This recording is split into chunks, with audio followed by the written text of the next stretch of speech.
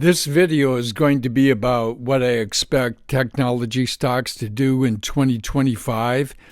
I think smaller technology stocks will probably do better than your large cap monsters that have dominated for the last 2 years.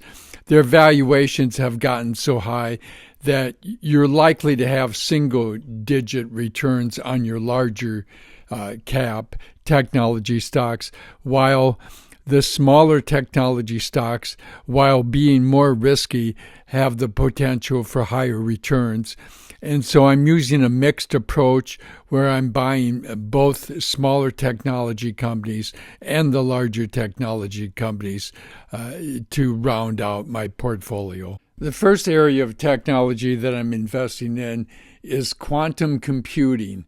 And if artificial intelligence is in its early days, you could say quantum computing is in its pioneer early days. So it's very risky. Many of these are penny stocks, although Rigetti has come out of being a penny stock in my mind. And that's my favorite stock, Rigetti. It has made over 500% in the last month, which is just wild. The riskiest stock is Holo, and that's because they've been going down all year and just recently made a major breakthrough. So they've made 150% in the last month, and believe me, that is just because of the last month, their breakthrough. D-Wave computing is QBTS, and that has made 207% in the last month. So as you can see, these are all booming. They're all risky. The one that seems to be more sensible, and which I have a fairly large amount of money in, is quantum computing, QTUM. And that has made about 17% almost in the last month. And its relative strength is 63, which is decent. So it's a very risky area. I have a limited amount of money. I have a moderate amount of money. I have a limited amount of money in Holo, HOLO, and I have a moderate amount of money in the other three, with my primary investment being in QTUM, the ETF, whose main holdings are in Rigetti and in D-Wave Holding, which is QBTS. Navitas is a semiconductor company that has recently come alive. It's a penny stock, so I have a small amount of money in it until it starts to show signs of breaking out. Looking at the chart, you can see that Navitas Semiconductor has had a down year, as it is down 47% for the last year, and its relative strength is only 59, which is okay, and is actually signs that it is trying to make a breakout, but we won't have any confirmation of that, at least until it gets over 5, and preferably over 6. So this is one on the watch.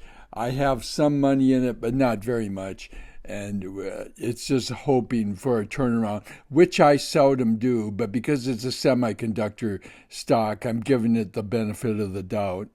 The last of my risky penny stocks is Ceragon Networks, symbol CRNT, which is an Israeli-based company that sells telecommunication equipment. Ceragon has had a breakout of sorts, as it has gone from $2.50 to almost $5 in the last year.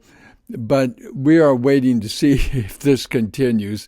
Its relative strength is 59, which is okay. So this one is I have a favorable watch on it, and I'm waiting for it to break out more before putting more money in it. Again, I just have a small amount of money in a stock when it's a penny stock. Just a friendly reminder that this is not financial advice because I do not know your personal situation. You need to do further research and gather further information to decide if the investments I present are right for you. And now we get into the heavy hitters. SoundHound, symbol SOUN, is a former penny stock that has broken out and is now in the 20s. SoundHound provides sound systems for artificial intelligence. SoundHound has definitely broken out, as in the last year it's gone from a little over $2 to being in the 20s, and so it's gone up over 890%. So you've gotten almost 10 times more your money, 9 times more your money. So it's one I'm going to hang on to. AppLovin does mobile advertising, and we have been loving AppLovin because it's just made outrageous returns. Its symbol is APP. Looking at the chart, you can see that AppLovin has gone up from about $48 to $350. Its relative strength of 58 indicates that it's not overbought at all. Probably because the valuation has gone up so much that people are hesitant to buy it. I have a moderate amount of money in it right now, and I'm probably just going to keep it there.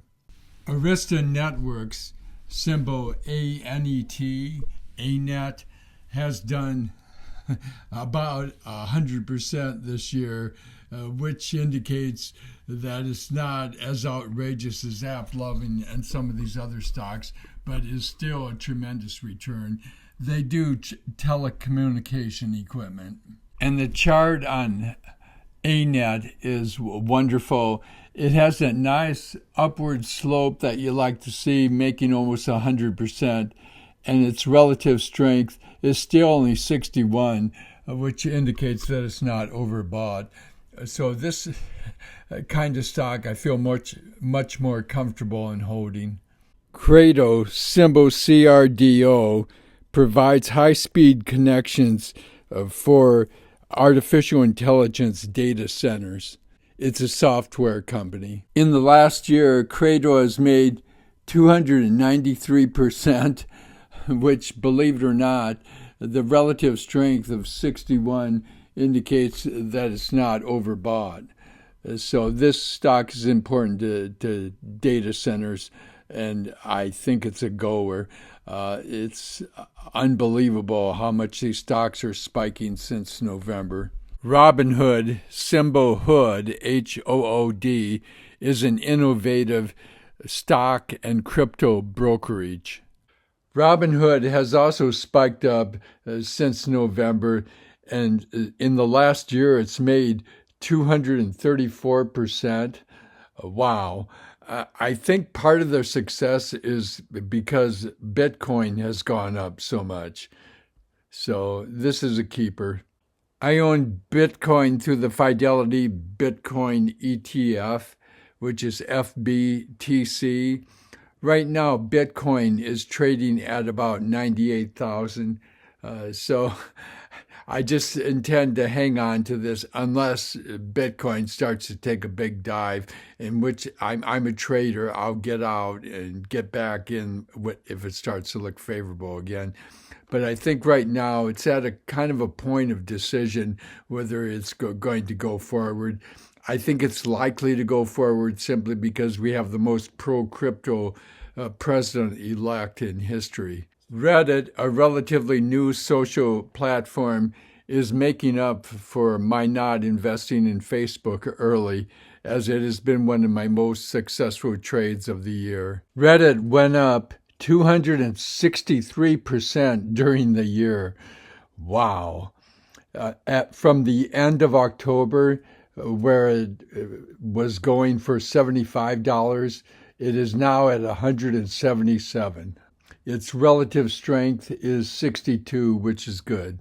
One of the biggest surprises has been data analytics company Palantir, which people were expressing doubts about the price when it was in the 40s, and now it's in the high 70s and seems bent on going into the 80s. Palantir has made 381% in the year and is especially spiked up since November. Its present price is right on the cusp of 80 at $79.88. Its relative strength is still 62, which is good, which means it's not overbought. Twilio provides an extensive platform for communication with customers. Twilio has made 59% approximately since a year ago, and it particularly has jumped, like most of these stocks, since November. End of October, it was trading for about $70, and right now it's at $113. So another wow stock, with the trend being especially strong recently. NVIDIA, of course, is the leader in artificial intelligence, and they are getting into quantum computing. And they recently broke out of their trading range upwards, and they look like they're trying to break out of that and go for a run, which NVIDIA is fond of doing. So I bought into it with the hope that it would break out once again. NVIDIA has made almost 200% since a year ago, but recently, from October on, it's more or less just been consolidating and trading in a range. Its relative strength of 59, to me, says for a stock of this quality that it's being underbought. Google has always been a favorite stock of mine, and their recent breakthrough with the Willow chip, which has us questioning some of the nature of reality, is especially been important to quantum computing and is seen as a real breakthrough. Looking at the chart, it has made over 38% in the last year, and it looks like it's taking another run at 200. It's now at $191. But I guess I could be cautious because this could be seen as a double top. But I guess I'm optimistic with their work in quantum computing. I cannot resist buying Amazon because they are so big in technology with Amazon Web Services, AWS. And they're also part of the Dow Jones Industrials because they deliver so many goods to our front door. So it's quite an amazing stock. And I know I buy more from Amazon this year than I bought last year, and the trend is probably going to continue. As seen from the chart, Amazon has been a steady climber for the last year and has gone up 48%. And it still has a relative strength of only 55. So that's decent, but I don't think there's any problem with it being overbought at this point. An easy way to own all 7 of the Magnificent 7 stocks is to buy the MAGS, MAGS ETF, and it's done quite well for the last year. Looking at the chart, MAGS has made almost 70% in the last year, and its relative strength is only 53, which indicates that it's not overbought at all. The new member to the $1 Trillion Club is BROADCOM, whose symbol is AVGO. In fact, it's thought instead of the 7 magnificent stocks, we should talk about the 8 Batman stocks. That's with 2 M's and 3 A's for Broadcom, Amazon, Tesla, Meta, Microsoft, Apple, Alphabet, and NVIDIA. And Broadcom more than doubled in the past year, going up 114%.